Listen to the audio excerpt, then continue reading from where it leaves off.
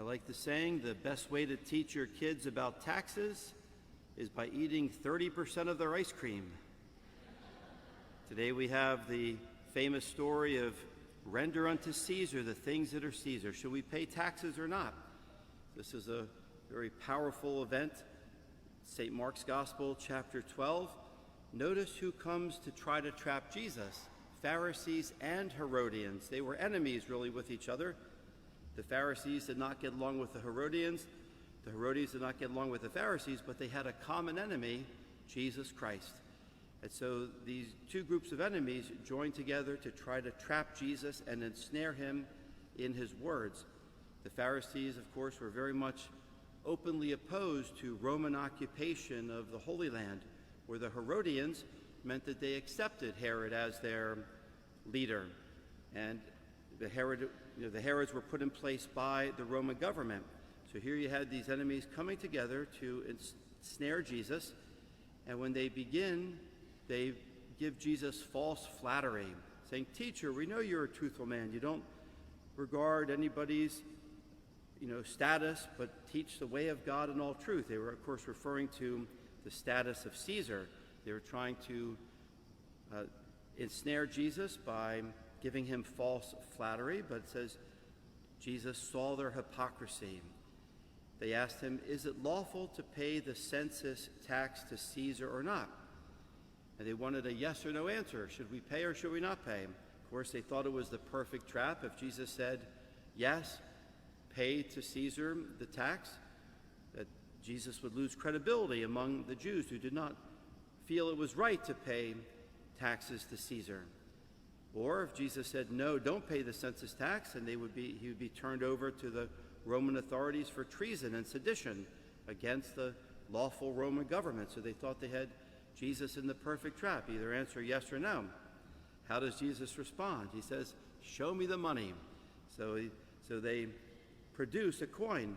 And Bishop Sheen talks about this, how it was an embarrassing thing because this was in the temple and they were not supposed to have these coins in the temple precinct. And yet the scribes and the Herodians and the Pharisees had Roman coins in their pockets. So they had to produce the coin. So that, of course, was embarrassing for these Herodians and Pharisees, that they had Roman coinage in their pockets. Jesus says, "Show me the coin." He says, whose image is on it, whose icon, whose image is on it, and what inscription is written on that. You can go online and look up these coins. As you know, they had the image, the profile of Tiberius Caesar. You might remember in like Suetonius's The Lives of the Caesars, you had the great Julius Caesar, then you had Augustus Caesar, and then his adopted son was Tiberius Caesar. Tiberius lived from 14 AD until 37 AD, during most of the life of Christ. And Tiberius Caesar was the adopted son of Augustus, who was considered divinized. The Roman Empire divinized Julius Caesar and Augustus Caesar, making them gods. And so the coin said, the one that they handed to Jesus, again, you can look up the image of this online, it said, "Tiberius Caesar, son of the divine Augustus." So it really said, Tiberius Caesar, the son of God, the son of the divine Augustus. And on the other side was the words Pontifex Maximus, the high priest. And so here you have the image of Tiberius Caesar, the Son of God, and on the other side, the high priest. And of course, the true Son of God was standing before them, Jesus Christ. And the true high priest was standing before them, Jesus Christ. So he says, "Show me the money." So they showed him this coin, and it says, he says, "Whose inscription is this?" They say, "Caesar's."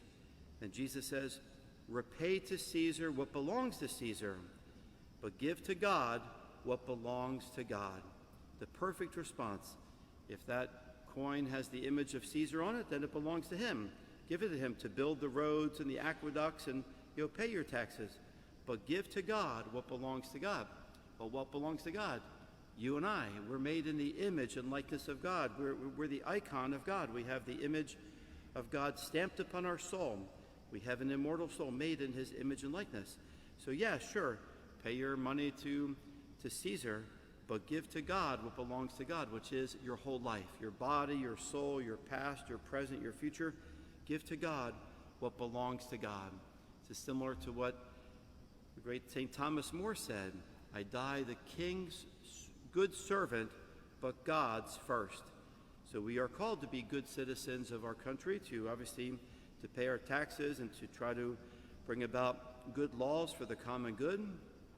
And of course, as Thomas Aquinas says, that a good law is a reflection of the divine law and of the natural law. We should obey just laws.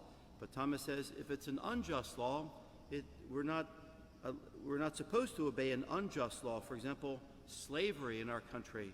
When you think of slavery, was it just for one person to own another person? Of course not. That was an unjust law, and it needed to be changed. It took a long time for that to change. So an unjust law, for example, the killing of an unborn baby, that's an unjust law. So those things need to be changed through prayer, through voting, and through lots of hard work to bring about the sanctity of life. So, of course, just laws we need to obey. Unjust laws we have to do our best to change through prayer and legitimate ways to bring about the sanctity of life and the truth of the gospel.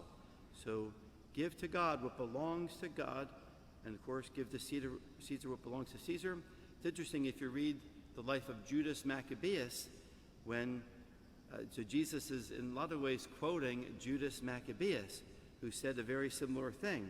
Repay to Caesar what belongs to Caesar, but give to God what belongs to God. So what a great answer the Lord gives us today. So yes, sure, give your coinage to Caesar, but since we belong to God, let's give our whole life to God.